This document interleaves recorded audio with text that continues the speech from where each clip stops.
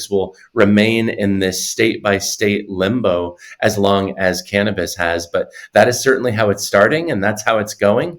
And we'll see when the feds come to their senses and give us a legal pathway federally for psychedelic medicine. If I'm not mistaken, other than MDMA and some of the chemicals that were developed back in the early 60s, there really isn't a pharmaceutical answer to, or ketamine, I guess, is a pharmaceutical answer itself. But when it comes to ayahuasca and some of the other ones, doesn't seem to be a chemical equivalent.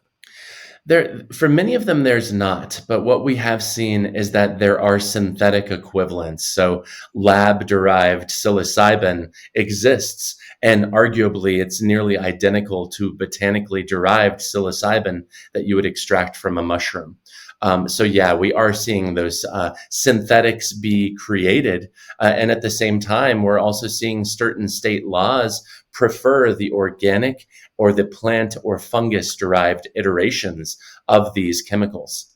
I recently had a conversation with a PhD biologist who was saying that unequivocally there is a difference between, it's just the same way as when, science, when the pharmaceutical industry tried to copy THC Delta 9 and came up with something called Marinol.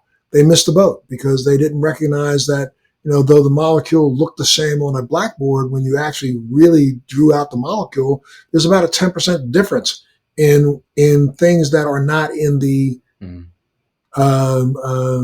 created molecule versus the plant-based molecule. It's the same thing when you look at, cannabis itself. I mean, the pharmaceutical industry is trying its damnedest to figure out how to replicate that so they can sell it instead of the plant-based, but they can't even come close to